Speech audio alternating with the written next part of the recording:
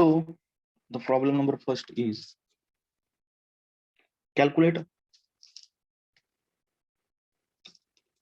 and show the centroid of a circle of 50 mm diameter. So diameter of circle is given as 50 mm आणि 50 mm सर्कलच्या डायमीटरचा आपल्याला centroid calculate करायचा आहे. Okay, so we have to calculate centroid. Suppose figure जर draw केली तर consider diameter of circle is 50 mm. Then हा circle मी एका एक्स आणि वाय ऍक्सिस वरती लाईज केलेला आहे.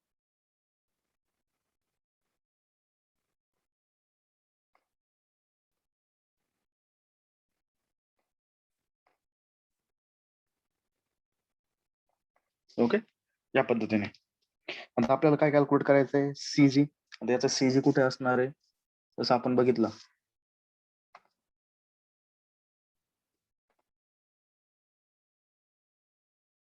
सर्कलचा सीजी, सीजी म्हणजे त्याच्या सेंटर पॉइंटला असतो सर्कलसाठी. तो दोन्ही आर डिस्टन्स वरती, म्हणजे तो कुठे असेल?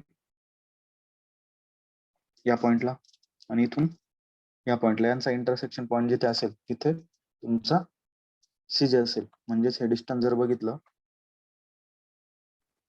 हे डिस्टन्स, त्याच्यानंतर हे डिस्टन्स, हा झाला तुमचा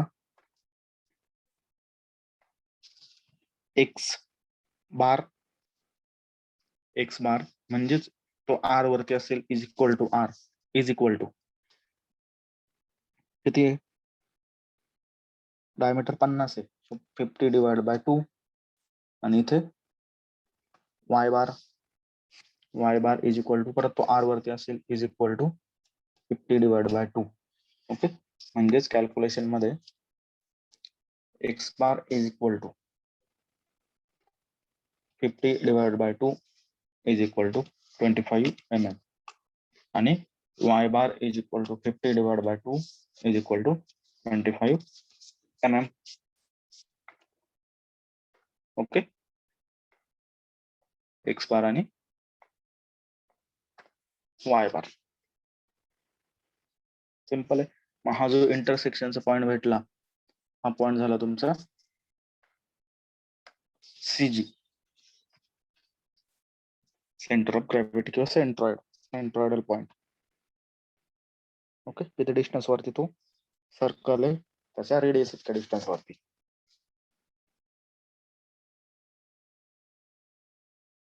ओके,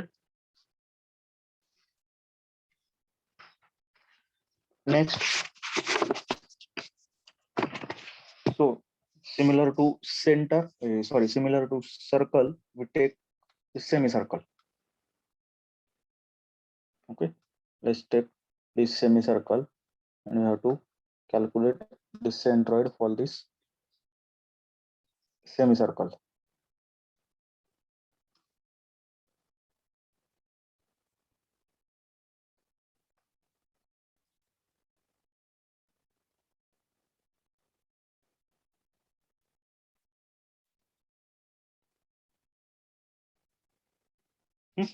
हा एक semicircle आहे. So diameter of semicircle is given as 200 mm.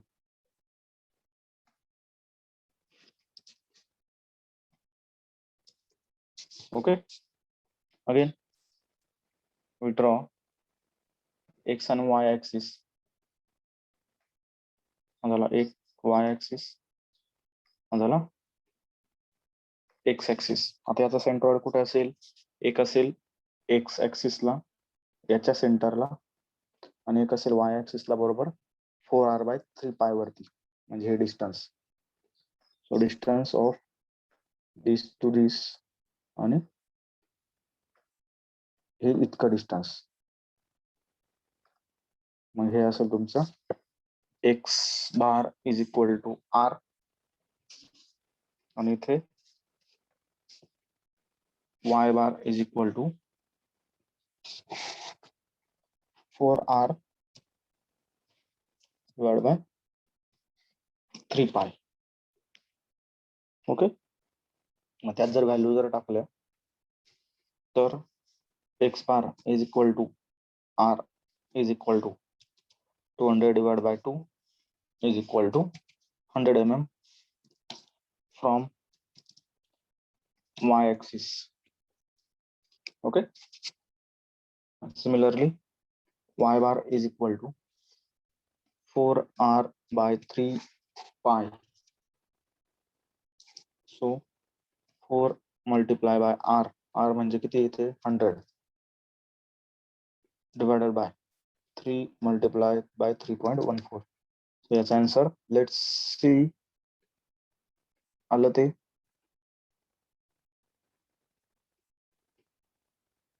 52.23 mm from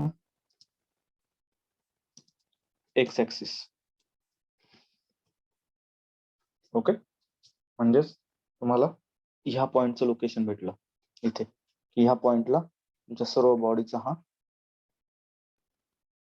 CG locate होईल, intersection point. Okay,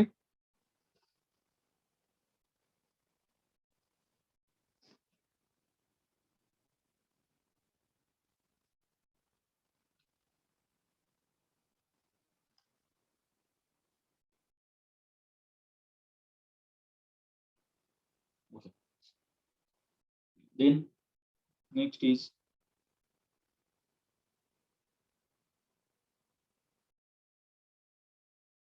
let's take a triangle. Okay, so calculate center of triangle having base is equal to 100 mm and height is equal to 90 mm. Okay, एक base आणि एक height दिलेली, त्याच्यानुसार centroid calculate करायचं. आपण बघितलं,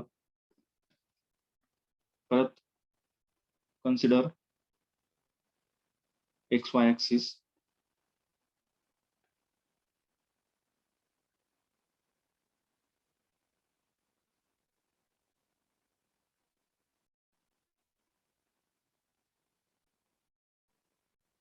okay, त्याच्यानंतर height आणि बेसची, बेस दिलेला आहे 100 mm चा. ओके, त्याचा सेंट्रॉइड कुठे असेल, बरोबर त्याच्या सेंटरला, म्हणजे हे डिस्टन्स तुमचा असेल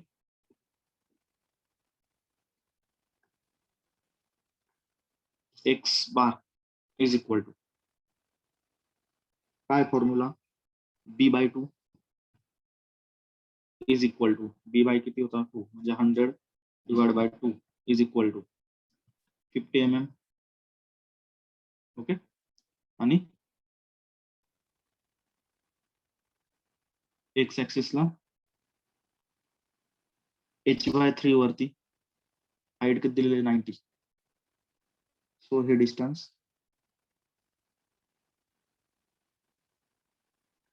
हे किती असेल, y bar is equal to h/3 is equal to h दिलेला आहे तुम्हाला 90 divide by 3, so is equal to 30 mm. Okay, म्हणजे तुमचा हा जो इंटरसेक्शन पॉइंट आहे इथे तुमचा CG भेटला.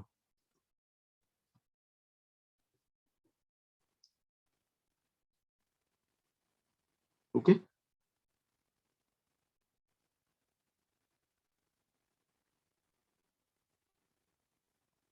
similarly suppose we take a rectangle of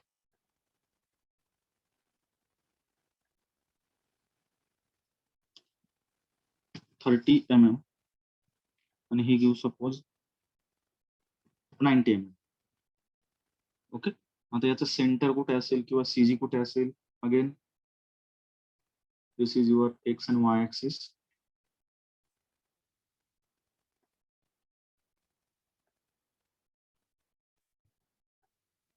okay, याचं सीजी कुठे असेल, याच्या सेंटरला आणि 90च्या सेंटरला. ओके, म्हणजेच इथे y is equal to 90 divide by 2 is equal to 45 mm from base, आणि इथे x bar is equal to 30 divide by 2 is equal to 15 mm. Okay, म्हणजे हा पॉइंटला तुमचा सीजी असेल. क्लिअर, सेंट्रॉइड 45 आणि 15 mm वरती. क्लिअर. सिमिलरली आता हे आपण काय बघितले, प्लेन लॅमिना बघितली, जिथे आपण सेंट्रॉइड कॅल्क्युलेट केला. ओके, आता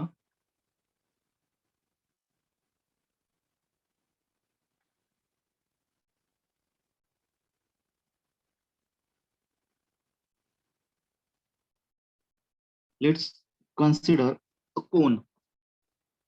okay, let's consider cone. Suppose हा एक कोन आहे.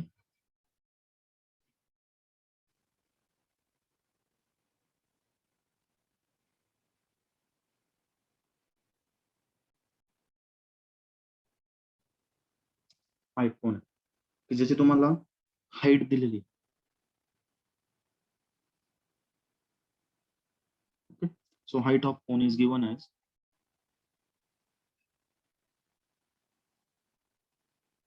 900 mm. Height of cone is given as 900 and radius h is equal to 900 and diameter d is equal to say 100 mm. Okay, आता याचा सेंटर कुठे असेल, कोन म्हणजे सॉलिड फिगर आहे. याचा आपला फॉर्म्युला काय आहे, एक्स बार तो असेल तुमचा याच्या सेंटरला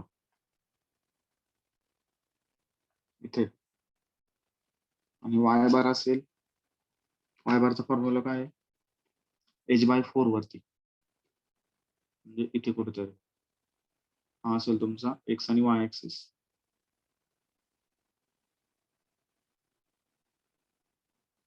ओके, म्हणजेच हे व्हर्टिकल डिस्टन्स झालं, y bar is equal to h divided by 4 is equal to h किती 900 divide by 4, so is equal to 225 mm फ्रॉम x ऍक्सिस. ओके, आणि इथे असेल horizontally x bar is equal to r. r म्हणजेच काय, इथे d divided by 2 is equal to 100 divided by 2 is equal to 50 mm from y axis. Okay, clear. So या पद्धतीने हे बेसिक फिगरचे आपण सेंट्रॉइड आणि सेंटर ऑफ ग्रॅव्हिटी कॅल्क्युलेट केले. आता ह्या बेसिक फिगर आहे, यात मी ऍडिशनल म्हणजे आपण जसा प्रॉब्लेम बघितला होता की सर्कलला रेक्टँगल किंवा रेक्टँगलला सेमी सर्कल असे नंबर ऑफ बॉडीज एकमेकांमध्ये ऍड नाही केले. ओके, सिंपल सेक्शन आहे, त्याचा आपण सेंट्रॉइड कॅल्क्युलेट केलं. आता काय होणार आहे, कॉम्पोजिट सेक्शन ऍड होते. Composite section means number of bodies. जसं आपण T section, L section, C section बघितला, त्यात काय टी सेक्शन जरी बघितला तर एक हॉरिझॉन्टल फ्लेंज आहे, एक व्हर्टिकल वेब आहे. ओके, म्हणजेच काय होणार आहे, दोन रेक्टँगल, वेब आणि फ्लेंज, रेक्टँग्युलर क्रॉस सेक्शन आहे त्याचा. ओके, म्हणजेच दोन रेक्टँगल एकमेकांना ऍड झाले आणि एक नवीन सेक्शन तयार झाला, त्याला बोलतो आपण कॉम्पोजिट सेक्शन. ओके, तसेच सी सेक्शन, दोन फ्लेंज एक वेब. ओके, अशा काही नवीन सेक्शन तयार होते की जे तुमच्या कॉम्बिनेशन ऑफ सिंपल सेक्शनने बनलेले असतील. It's combination of simple section, मग त्याला बोलता कॉम्पोजिट सेक्शन. मग त्यांचा परत सेंटर ऑफ ग्रॅव्हिटी, ओके, त्यांची परत सेंटर ऑफ ग्रॅव्हिटी आणि सेंट्रॉइड कॅल्क्युलेट करायचं. Okay, so